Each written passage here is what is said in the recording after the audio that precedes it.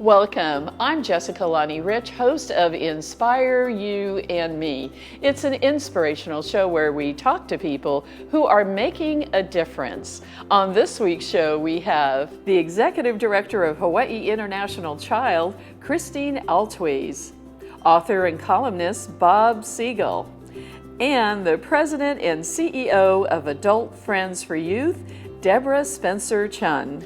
And be sure to stay tuned for the Animal Lovers Clip of the Week. We'll have all that and more, and we'll be back right after this. 5914777. Shoot-a-wah. Who's got the best deals in Vegas around? Who's got the best shoot-a-doo? Call 5914777 today. Vacations Hawaii. Vacations Hawaii. Vacations Hawaii. Good luck, we go play. 5914777 today. Good luck, we go play.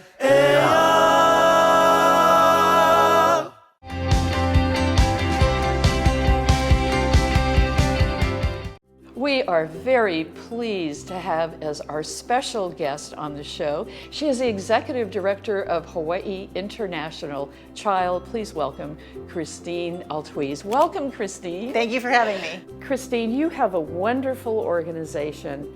Tell us about your mission. Our mission is to find families, forever families, for orphaned and waiting children. And we also work with birth mothers who are contemplating adoption. And we provide support services and counseling for families who have adopted or are considering adoption, or couples who are not sure where to go with their family planning, maybe dealing with fertility crises. So it's the whole family building, family preserving concept. I was reading, your website is amazing. You have so much information, and I'm reading your background and all the different countries. Tell us about some of the countries that you do deal with. So since I started in the 90s, I've worked all over the world. Our organization has worked all over the world. And so I've worked all over Asia, Southeast Asia, the former Soviet Union, those countries, Central and South America a little bit, and then in various African countries. What we're finding now, though, is that the need for intercountry adoption is not as strong as it used to be. We're turning our focus more on our local families, our local birth mothers, and family preservation work as well. But to answer your question, we are currently working in China, the Philippines, and Japan. Kristine, you serve two different groups, the orphans and the parents. Tell us about those groups. The orphans, I mean, as I always say to folks, there is no one orphan, right? Children end up in orphanages for a variety of reasons, nothing having to do with, how good they are as children or how wonderful they are or what their potential is. Usually children end up in orphanages or foster care because their parents are often victims of a cycle of violence or abuse or neglect or family challenges. No woman ever wants to place a child for adoption. It is the last thing a woman would ever want to do. I have goosebumps when I even talk about this, because even after 30 years, it's still something that profoundly impacts anyone who talks about it or experiences it. So we want to make sure to always sort of point out that these children are wanted and loved, and that when they're placed, it's the greatest act of courage that a mother can do. And as far as the parents who adopt, they're our heroes, right? I mean, they are people who are willing to go through a very difficult process, spend way too much money. It shouldn't cost anything, frankly, but it does. And they have to expose themselves to a process that's very, it makes you very vulnerable. And they have to provide paperwork, and they have to do interviews, and they have to say all their deepest thoughts and dreams to strangers, at our agency. So they're courageous people who want to be parents. So I think the world of both of the groups of people that we get to work with. You have so many stories after working for Hawaii International Child for over 30 years, but there must be one or two that stand out to you. Can you share one of those with us? One story, I was in Azerbaijan, in Baku, and I didn't start my own family until later in life. I didn't have children. I was waiting for the right time, which is what I always tell our clients to not do, because there is no perfect time to start your family. Exactly. And, right? There's never a perfect time.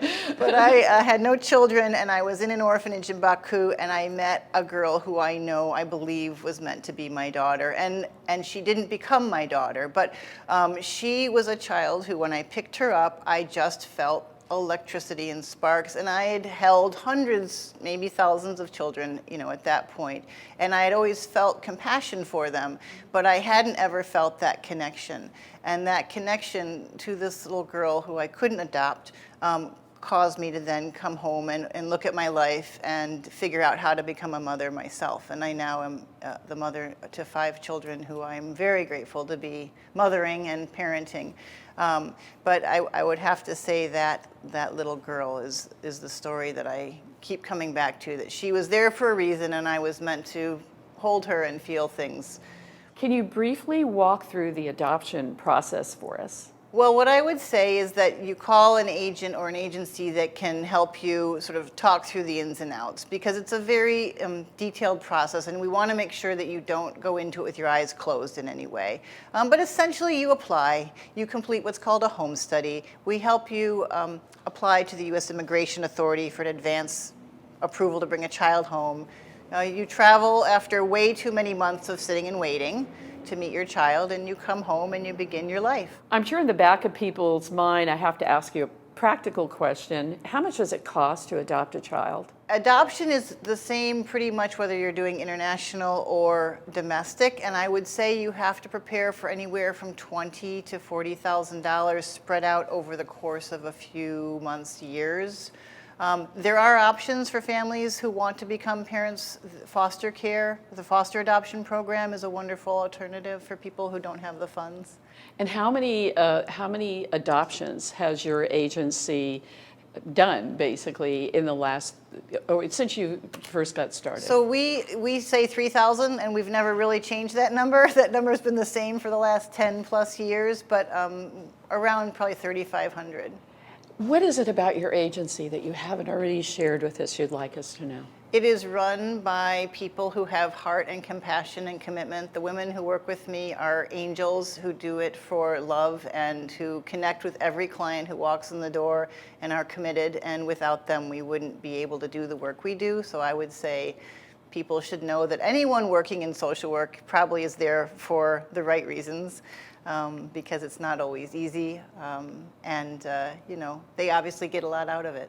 The name of our show is Inspire You and Me. What inspires you? People.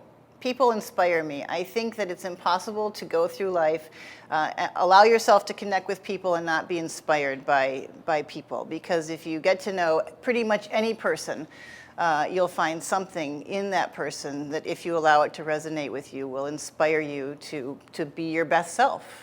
And your job, because you've been there for 30 years, and when I'm talking to you, your eyes light up, and you have that passion for your work, and I can definitely see it. Mm-hmm. I love my work. I'm very grateful to have work that's meaningful. I want to thank you so much for being a guest on Inspire You and Me. You are doing amazing work, not just in our community, but in the world. And thank you so much for all that you do. Thank you.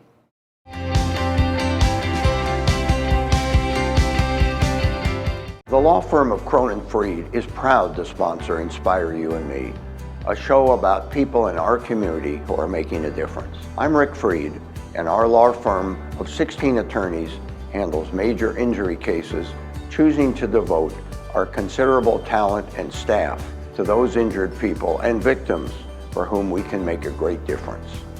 We hope that you will be inspired to follow your dreams and find your purpose.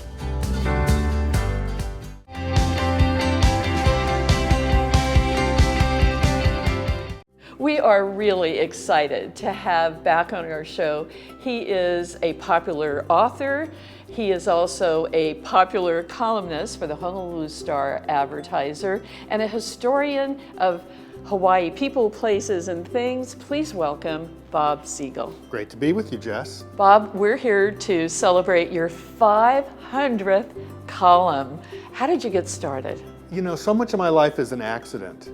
You know, I wasn't planning on being an author. You know, I was teaching at HPU right next to where we are today, and I gave my students an assignment that made them go out and meet business owners, like yourself, as a matter of fact. And they came back with so many interesting stories that it led to my first book. When my third book came out, I walked into the Star Advertiser office because I was near where they were. And the title is? Companies We Keep. And I asked them if they would do a story about it, and they said sure. And then the editor, David Butts, said, how would you like to write a regular feature?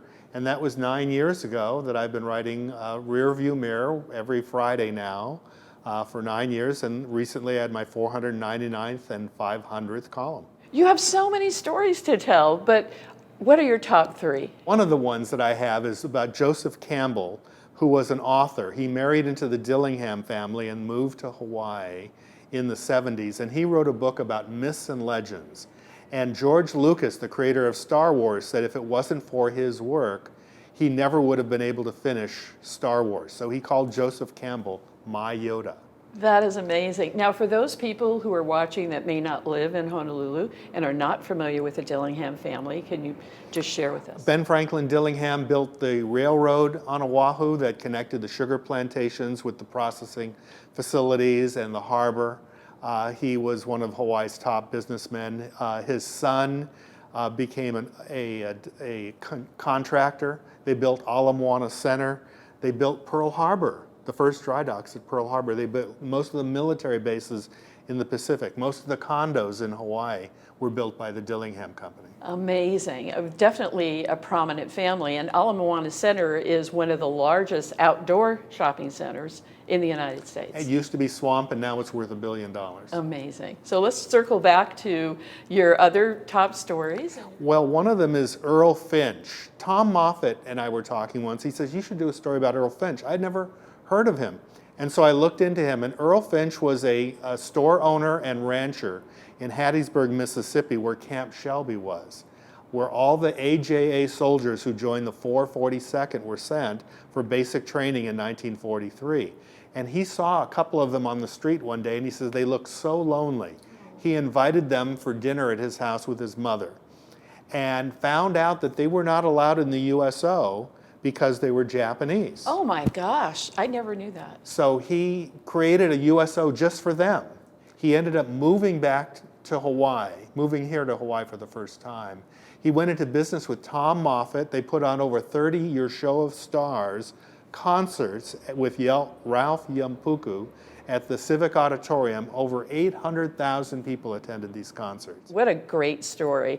And your number one story that with your readers was Fred Hemmings, who's a world champion surfer and former state legislator, told me that he was a Red Cross volunteer. In April of 1975, when orphanages in Vietnam decided that a lot of their Hapa babies probably would be better off leaving the country as Saigon fell to the North Vietnamese. Explain the term Hapa in case someone who's not from Hawaii is. They were the children of American soldiers and Vietnamese women. Some of them were black, some of them were Caucasian, but they thought the North Vietnamese would not treat them well. So they organized the Vietnam Baby Lift. And 3,000 of these children were put on planes and flown to mostly Hickam Air Force Base here in Hawaii and then to the mainland. The babies had wristbands that said who they were and where they were going. They were all in bassinets tied to each chair. And he said he was just there for an hour to relieve the caregivers who had come 18 hours from Vietnam. But they were so exhausted, they asked him if he would continue all the way to Seattle. And he said he agreed. And he got on the plane. The babies were howling. One in particular demanded his attention. And he picked this 8-month-old baby up, held her. She was comforted, but she would not let him put her down. And he says he had to take care of these 10 or 12 babies in his area for the whole flight while holding her. And he says it never occurred to him to write her information down. And today he wonders what happened to this wee little girl that he comforted so many years ago. Oh my gosh, what an amazing story. Bob, share with us, how do you get the background for your stories? Well, I created a free newsletter that people can subscribe to, and I talk about things and I ask for people's assistance. They can ask me questions. I often put it in the newsletter, and it generates a tremendous amount of these stories. And Fred Hemmings wrote to me and said, you know, I was part of the baby lift, and he told me this story. And that's how that got in there. Another one, a woman called me, and that made my top 15 list as well. She was a stewardess for Aloha Airlines.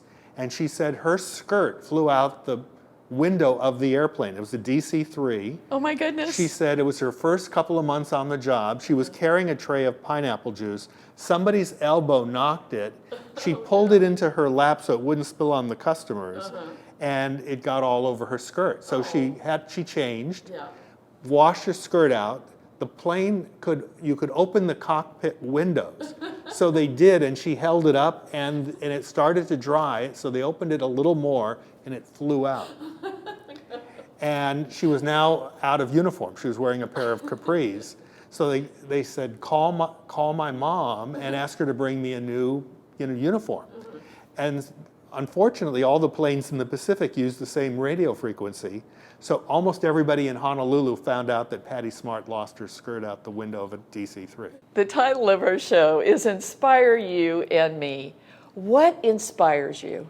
Well, the heroic activities of ordinary people like Fred Hemmings, seeing the need and saying, I volunteer to work with the Red Cross. I'll get on that plane and take care of these messy, dirty, howling babies. And Earl Finch, who found himself near Camp Shelby, who stepped forward and said, these American Japanese soldiers need someone to befriend them. And he ended up being called the patron saint of the AJA soldier. Wow, yeah, amazing stories. And you have so many more stories to tell. We're going to have you back again. Well, people say, do you have trouble writing? You ever get writer's block? And I say, I am so inspired by the people that I encounter and the stories that I hear that I have no trouble writing their words down at all. It's a joy to do. And Bob, we want to thank you for your wonderful column, The Rear View Mirror, in the Honolulu Star Advertiser. And I also want to congratulate you on your 500th column. And when this broadcasts, I know there are going to be many more. It's always a pleasure to see you. Great to be with you, Jessica. By the way, you're one of the stories of my top 15 and how an Oprah television show inspired the creation of the Visitor Aloha Society. Thought I'd try and sneak that in there before we go off the air.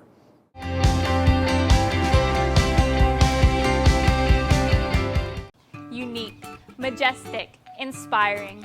Hawaii's hidden gem on the windward side. Just a short scenic drive will take you to one of the most extraordinary locations in the world. We specialize in conferences, meetings, retreats, business functions, social events, and off-premise catering. Delectable cuisine, stunning panoramic views, and excellence in first-class service. Let Ko'olau Ballrooms and Conference Center make your event a memorable experience.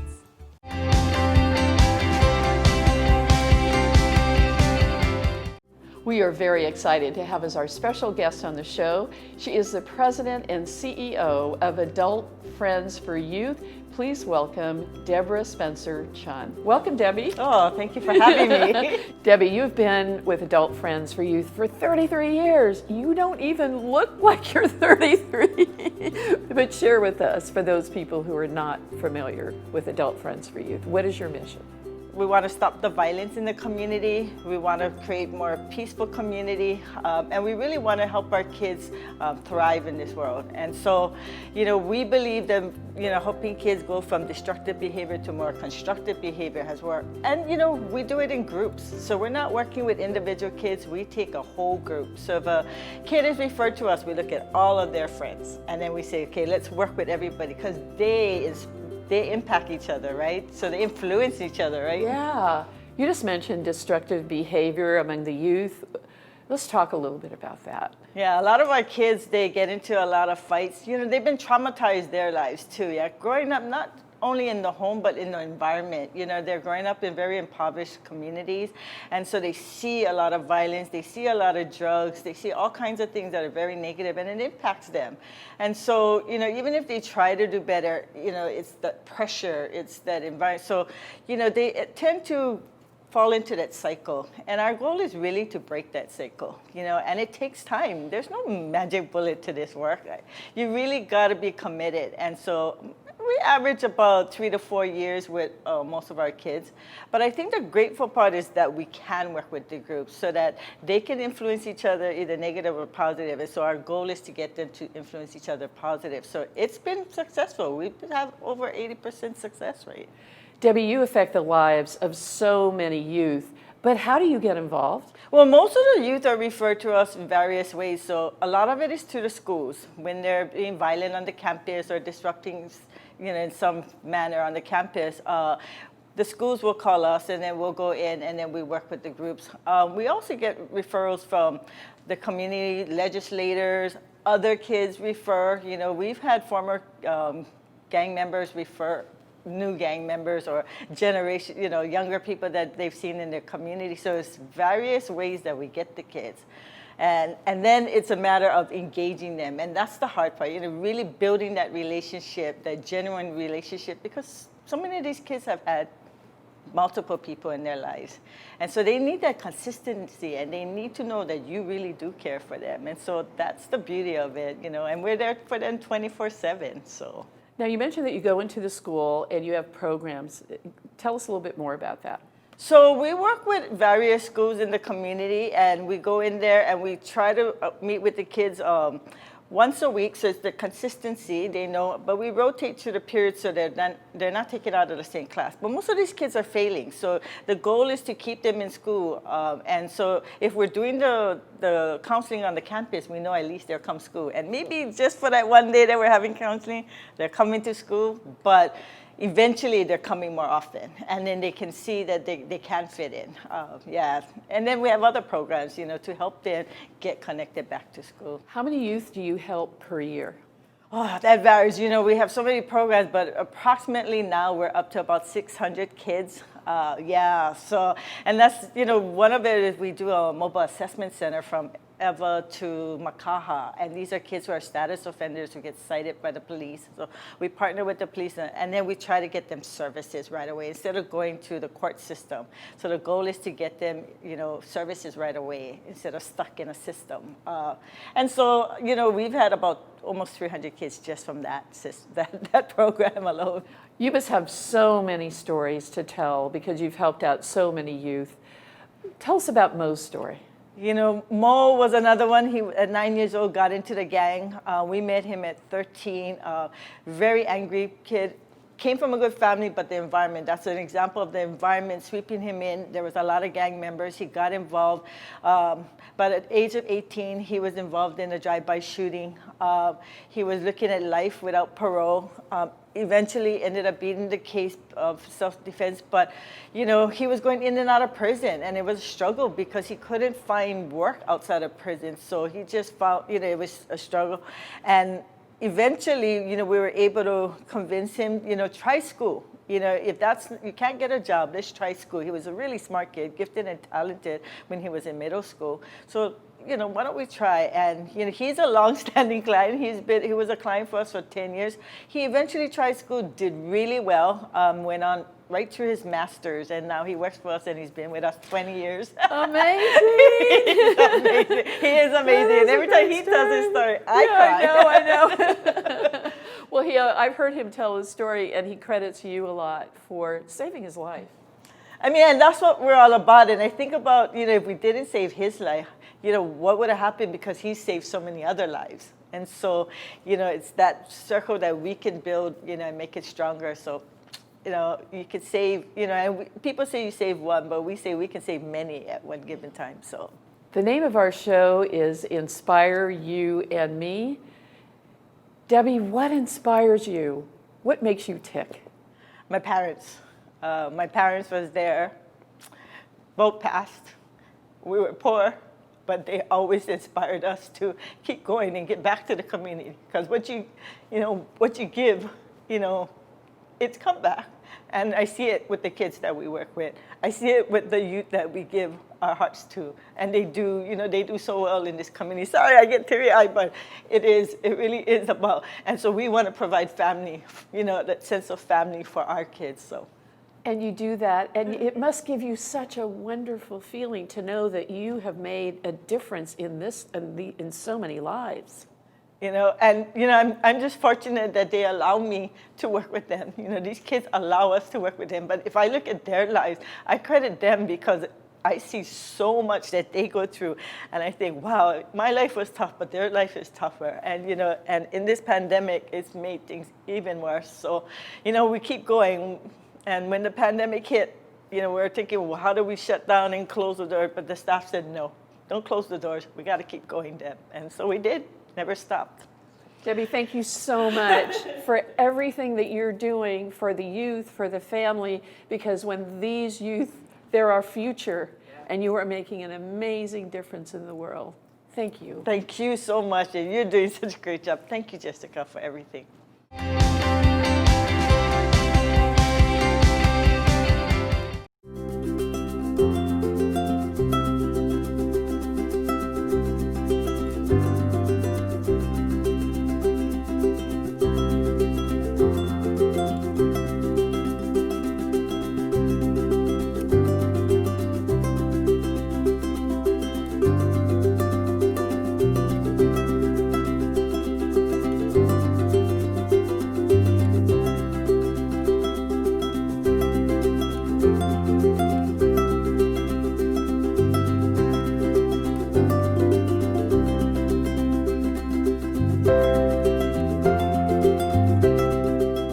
We hope that you've enjoyed our show this week.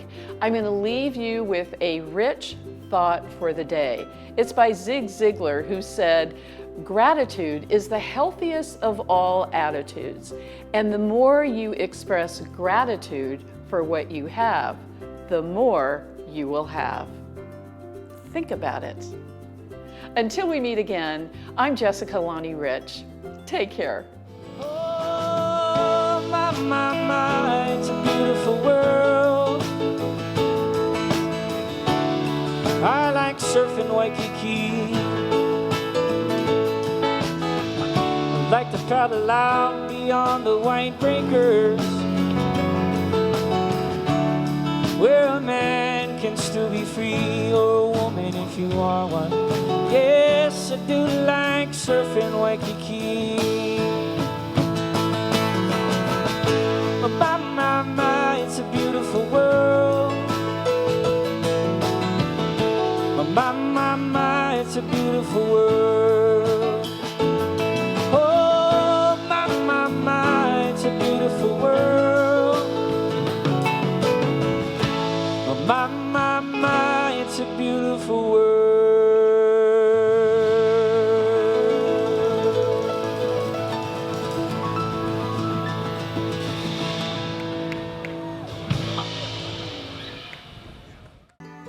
The hardest thing in life is letting go of a loved one. Finding the right provider can be essential in your time of need. Celebrate your loved one with Ballard Family Mortuaries. We offer a full range of cremation and burial services on Oahu, Maui, Hilo, and Kona, with professional guidance and specialized attention you can trust at the most affordable cost. Call us today for a free consultation on funeral service options available to you and your family. Ballard Family Mortuary Group, serving Hawaii since 1997.